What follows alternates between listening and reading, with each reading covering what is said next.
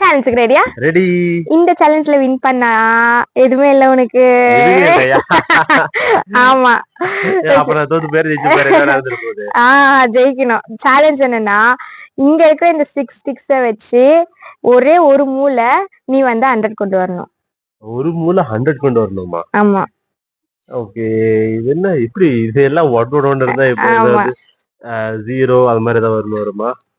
100 என்ன 101 நான் ஒரே ஒரு ஸ்டிக் தான் மூவ் பண்ண சொன்னேன். அதுவும் ஒரே ஸ்டிக் தான் மூவ் பண்ணணுமா? இல்ல ஆமா.